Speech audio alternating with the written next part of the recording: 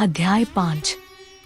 मीना को प्रत्यक्ष दर्शन देकर शिवादेवी का उन्हें अभीष्ट वरदान से संतुष्ट करना तथा मीना से मैनाक का जन्म।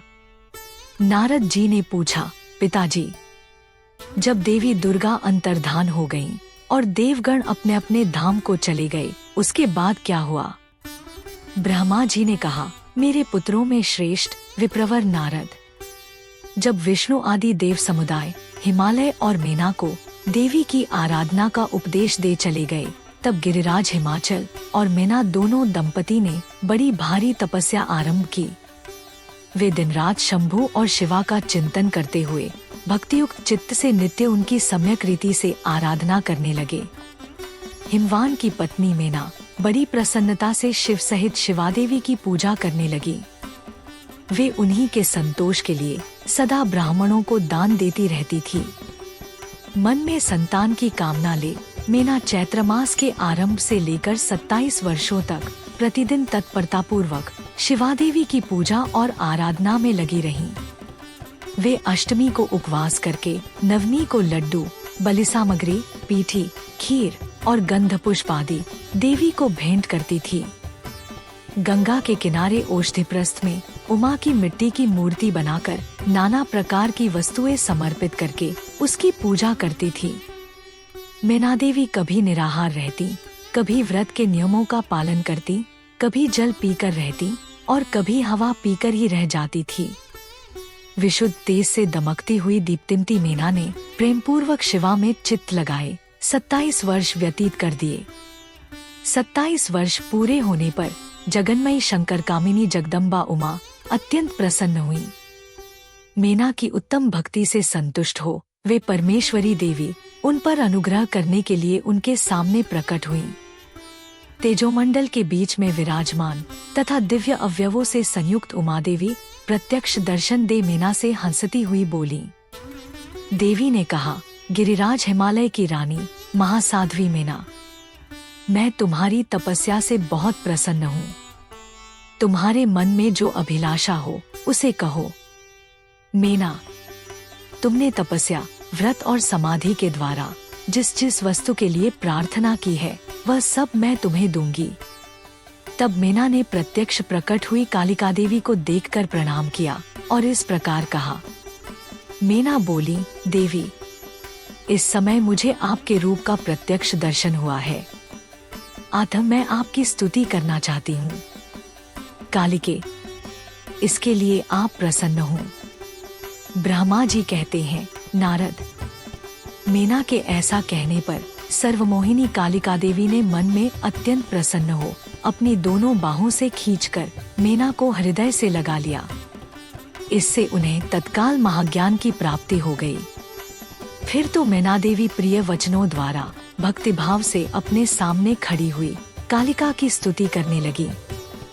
मीना बोली, जो महामाया जगत को धारण करने वाली चंडिका, लोकधारिणी तथा संपूर्ण मनोवांछित पदार्थों को देने वाली है, उन महादेवी को मैं प्रणाम करती हूँ।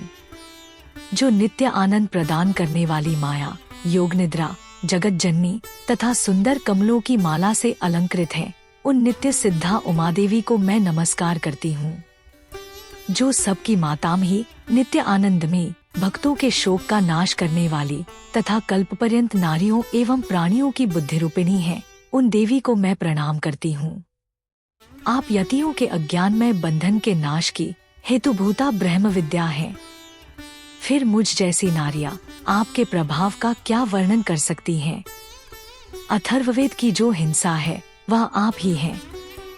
देवी, आप मेरे अभीष्ट फल को सदा प्रदान कीजिए। भावहीन तथा अदृश्य नित्यानित्य तन्मात्राओं से आप ही पंचभूतों के समुदाय को संयुक्त करती हैं। आप ही उनकी शाश्वत शक्ति हैं। आपका स्वरूप नित्य है। ओम नमः शिवाय। आप समय समय पर योगयुक्त एवं समर्थ नारी के रूप में प्रकट होती हैं। आप ही जगत की योनि और आधार शक्ति हैं।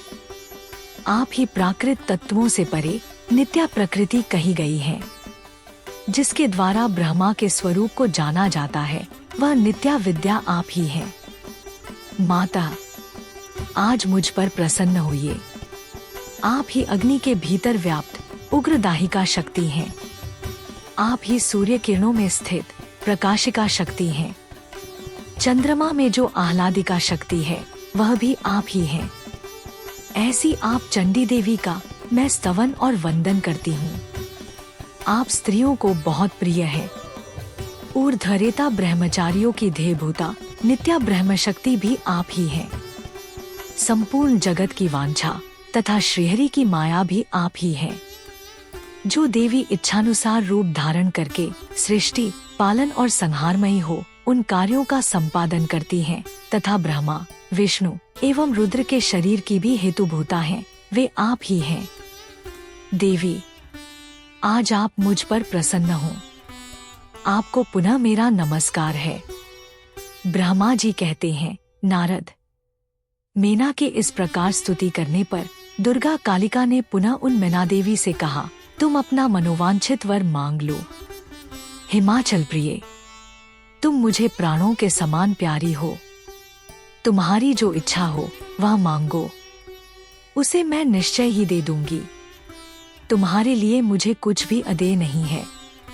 महेश्वरी उमा का यह अमृत के समान मधुर वचन सुनकर हिमगिरिकामिनी मीना बहुत संतुष्ट हुई और इस प्रकार बोली, शिवे, आपकी जय हो, जय हो। उत्कृष्ट ज्ञान वाली महेश्वरी, जगदम्बिके, यदि मैं वर पाने के योग्य हूँ तो फिर आपसे श्रेष्ठ वर मांगती हूँ। जगदम्बे, पहले तो मुझे 100 पुत्र हों, उन सब की बड़ी आयु हो, वे बल पराक्रम से युक्त तथा रिद्धि सिद्धि से संपन्न हो। उन पुत्रों के पश्चात मेरे एक पुत्री हो जो स्वरूप और गुणों से सुशोभित होने वाली हो। वह दोनों कुलों को आनंद देने वाली तथा तीनों लोकों में पूजित हो। जगदम्बिके, शिवे, आप ही देवताओं का कार्य सिद्ध करने के लिए मेरी पुत्री तथा रुद्रदेव की पत्नी होइए और तदनुसार लीला कीजिए।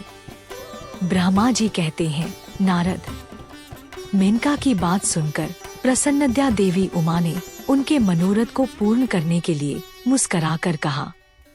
देवी बोली, पहले तुम्हें 100 बलवान पुत्र प्राप्त होंगे। उनमें भी एक सबसे अधिक बलवान और प्रधान होगा जो सबसे पहले उत्पन्न होगा। तुम्हारी भक्ति से संतुष्ट हो मैं स्वयं तुम्हारे यहाँ पुत्री के रूप में अवतीर्ण होंगी और समस्त देवताओं से सेवित हो उनका कार्य सिद्ध करूंगी। ऐसा कहकर जगतधात्री परमेश्वरी कालिका शिवा मेनका के देखते देखते वहीं अदृश्य हो गईं। तात, महेश्वरी से अभीष्ट वर पाकर मेनका को भी अपार हर्ष हुआ। उनका तपस्याजनित सारा क्लेश नष्ट हो गया। मुने, फिर कालक्रम से मीना के गर्भ रहा और वह प्रतिदिन बढ़ने लगा। समयानुसार उसने एक उत्तम पुत्र को उत्पन्न किया जिसका नाम मैनाक था। उसने समुद्र साथ उत्तम मैत्री बांधी। वह अद्भुत पर्वत नागवधुओं के उपभोग का स्थल बना हुआ है। उसके समस्त अंग श्रेष्ठ हैं। हिमालय के 100 पुत्रों में वह सबसे श्रेष्ठ और महान बल पराक्रम से संपन्न है। अपने से या अपने बाद प्रकट हुए समस्त पर्वतों में एकमात्र मैनाक ही पर्वतराज के पद पर प्रतिष्ठित है। अध्याय 5 समाप्त।